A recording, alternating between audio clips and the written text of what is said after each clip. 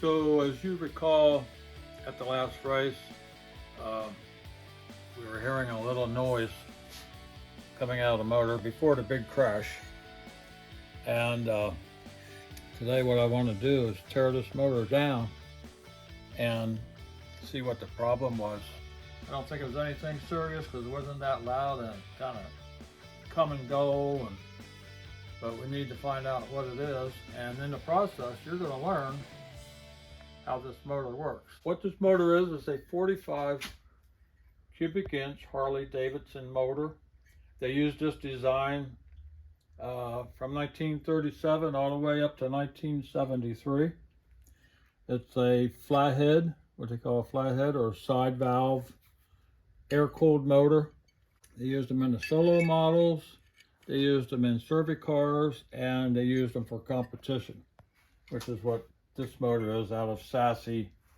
We did a lot of internal work to get it to up to specs, and it was running pretty good. So we're going to get started tearing this thing down. All right, you got 8 head bolts holding down each head. These are torqued down to 55 foot-pounds.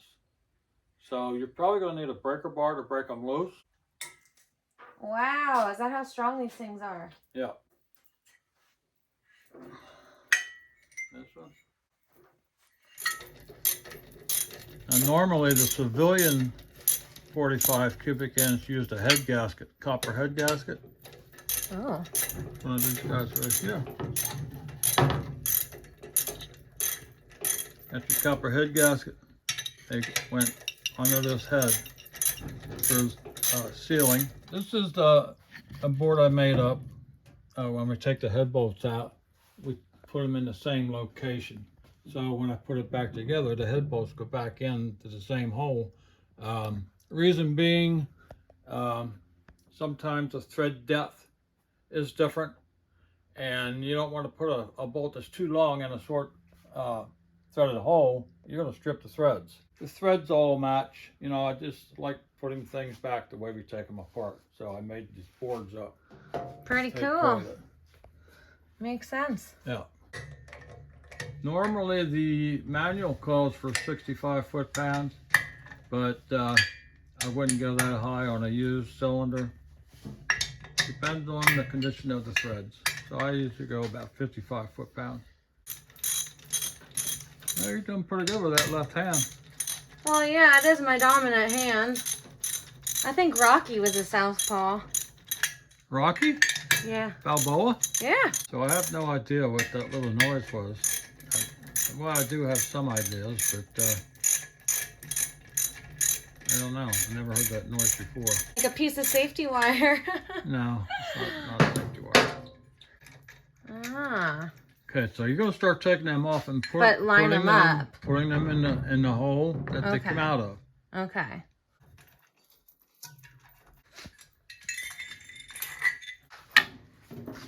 Where's it going? Straight up and over here. I'll flip it up. I want to look at the bottom. Oopsie. Yeah, that was running real rich. Not as slow as I used to be. What's that? I'm not as slow as I used to be. You're a little too fast for me. No, I'm not. Well, I don't go that fast.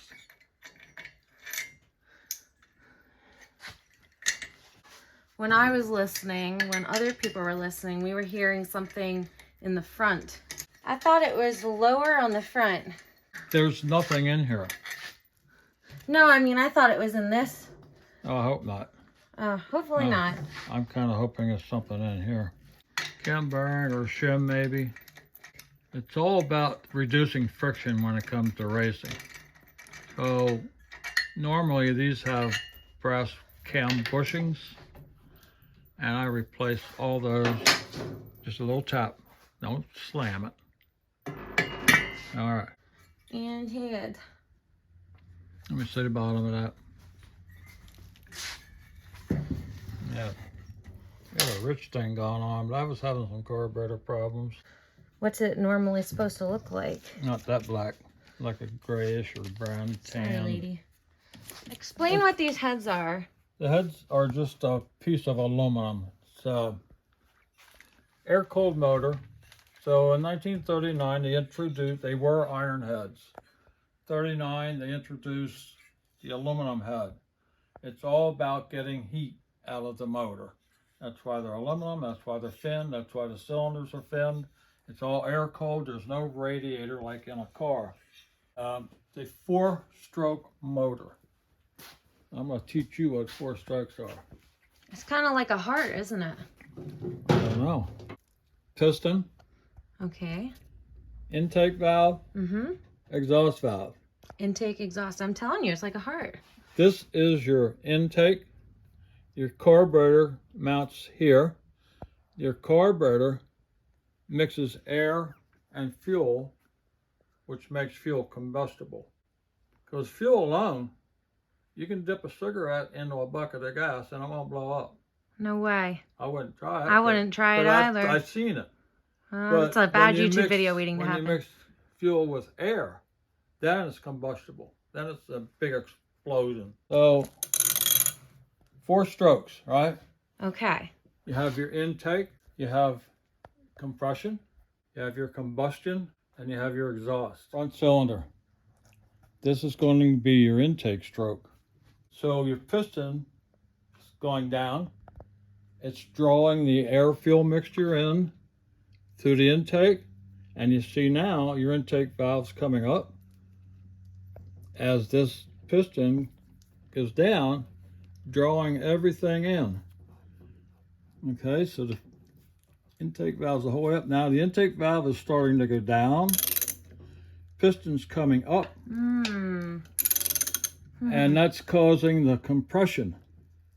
So it gets up to about this point, and you got all this air-fuel mixture squished into this little area. And your magneto charges a spark to the spark plug, which is right up in here. And you get that spark with that air-fuel mixture compressed into this little area, and kaboom. That's your combustion. Combustion pushes the piston back down. So the compression with the piston coming up causes the magneto to charge the spark plug. The magneto is timed. That doesn't call it. It's timed.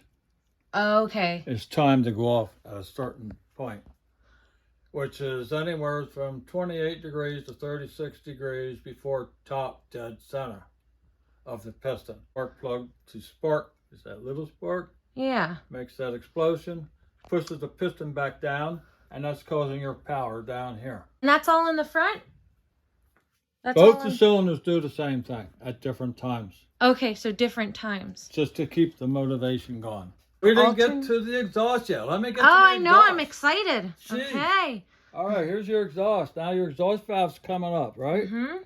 Your piston's coming back, and it's pushing all that ugly exploded gas out the exhaust valve and out your exhaust pipe. And that's what makes that really cool note coming out of your exhaust. Is that what makes the music? That makes the music. This guy. This guy right here. So that is your 4 strokes. And each cylinder does it at different times. And that keeps the crank in motion. Crank can spin on a competition motor up to 7,000 RPM, revolutions per minute. Depending on what you got done to the motor, you know, but wow. They will spin that high. So question, how do you know if there's something, like, is there ever something wrong with the timing? You have, this is called your timing hole.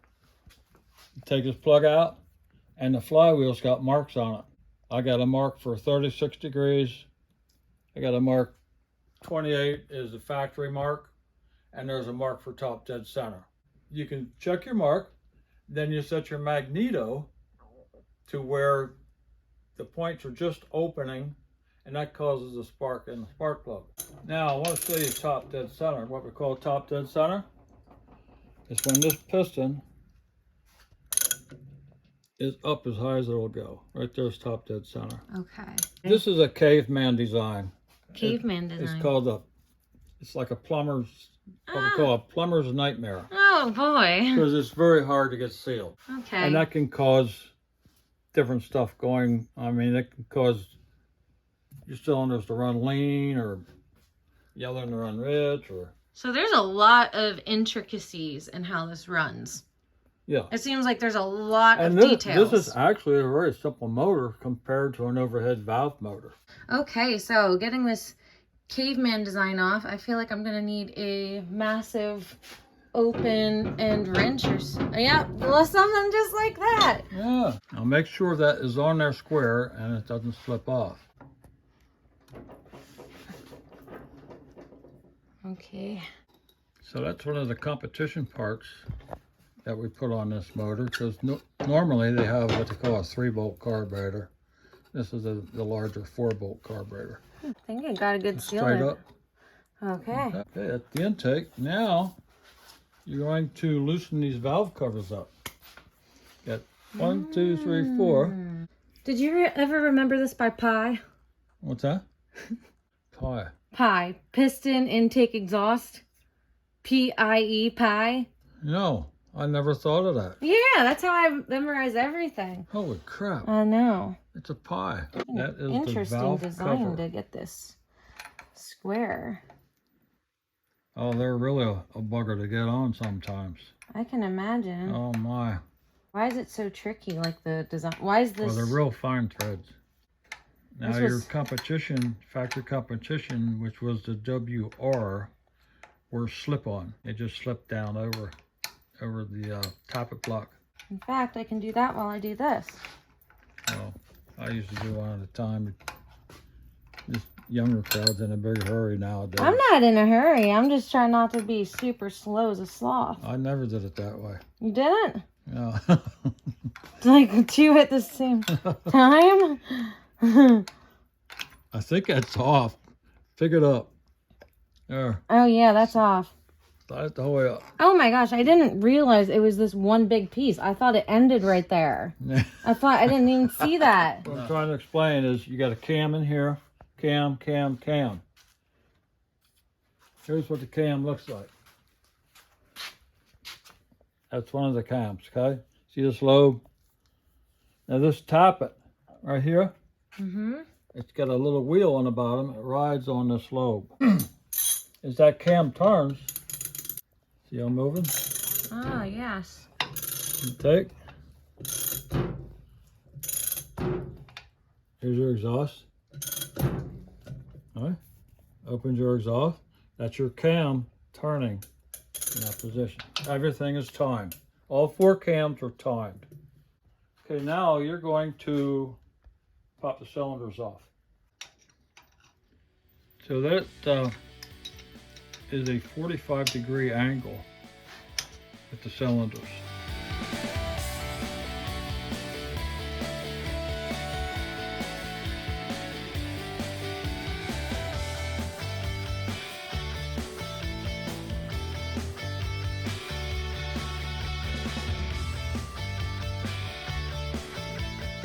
Look at that.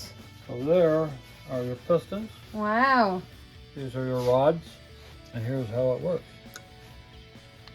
See the crank turning in there? And that's how it spins, like that. What we're going to do is pin these up. We're going to pin these up, and we're pulling this oil pump off, and we're going to pull the cam cover off. We're going to look for that noise. Predictions. Prediction? All right, look at here. This is normally what the inside of a cam cover looks like. It's got these brass bushings, which the cam ride in, like that. Okay, so what I did, we want to get away from as much drag or friction as possible. These bushings, a little more drag than a bearing. So I replaced these bushings with these bearings, which is a lot less drag. I'm thinking we might have a problem with this. Or, oh, another thing, the factory competition models used a ball bearing. Oh. Which is better yet. A lot less friction with ball bearings. So, but you got to change the shaft for that little opening there. But anyways, I replaced this one, and this one. And the cam cover And then on the motor side, I replaced all these with these little Torrington needle bearings. So I'm thinking that might be a problem. I never had a problem with them before, but it was always the first time. Yeah, there's a high rev noise. Whenever I revved it high, the noise would come around. These are your tappets or lifters. They ride on your cams. So I'm going to pin those up. I use clothespins because if you don't, when you take this cover off, pull the cams out, they'll fall down in. Oh. Which, no biggie, but this way they'll stay up out of the way. All right, now you're going to take this off. This has two oil pumps, a feed pump and a return pump. Okay, the feed pump is off. Now, I'm going to take all these screws out. Okay. And I'm going to pull this cam cover off. So, okay. So this is the big reveal. Well, I'm thinking it's in here, whatever it was.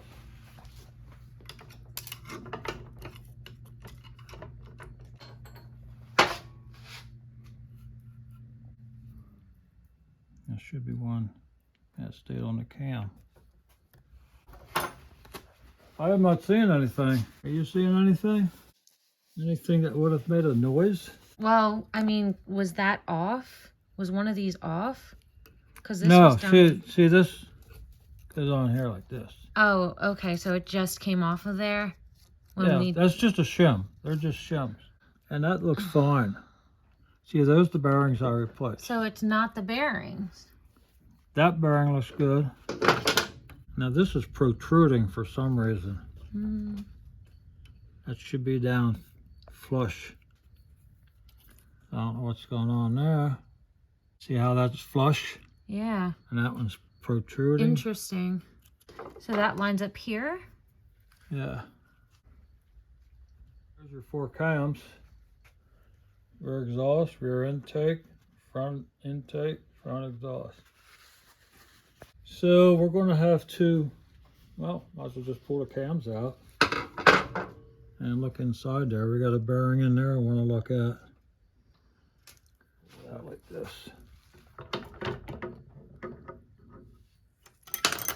Oh! There's our noise. What happened? The shaft came loose. What? Yeah, shaft came loose. And the seat was trying to imitate it. All right, so there's our problem, people. What happened for those of us that don't know parts as well? Normally there's a notch with a like a ball bearing type thing that presses on. But sometimes you don't have that, and that shaft presses on so hard. I never had that problem. But apparently this one wasn't pressed in tight enough. And that came loose. And when we were doing high revs, the cam was actually spinning on the shaft instead of the bearings. Yeah, this, I recall putting this together, and that kind of threw me off because I never had a shaft. But yeah, we're going to fix that.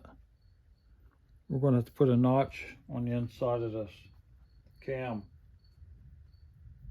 and make sure that doesn't happen again. So what I'm saying now is this shaft moving in like that, more than likely against the crank, the flywheel, and was rubbing the flywheel, because I can feel a lip here. So I'm going to have to take this all apart and make sure the flywheel's okay. Yeah, we're not done yet. Yeah, there's some damage to the crank pin nut. Shit. Huh. What the heck? Look in here. You see that? That's your crank pin nut. Yeah. That's where the pin was hitting. Right in there. Yep, in here. So how bad could that have been? Oh, that could have been real bad. What would have been the result? Oh, man. Catastrophic. Worse than a seat coming off? Yeah. Yeah, that would have run. Huh. Yep. Would have locked up, jammed up. Oh, that's never good. You Either never would have jammed up or come apart. never want the engine I to think it would seize. have come apart before it jammed up. So that explains that metally kind of clanking noise that we were hearing. I believe that would be it, yes. It could have been a lot worse. Well, you know what? Maybe the crash saved the motor. Yeah, hey. Yeah? Hey, that's an Yeah. interesting way of looking at it. The crash might have saved the motor. It might have. Yeah, absolutely. Because if you would have kept going. Yeah. Wow. Pretty that could have been real nasty. I've called Randy long up and tell him. Nobody could figure out what that noise was. Good thing we found the problem. Yeah. The other problem. The other problem. Yeah. The other problem's hanging up on the wall. Oh, no. Up on the ceiling. Oh. And the other problem Yeah, where's the is other? leaning against the wall. Oh, frame. no. So that's got to twist out. We got to get that fixed.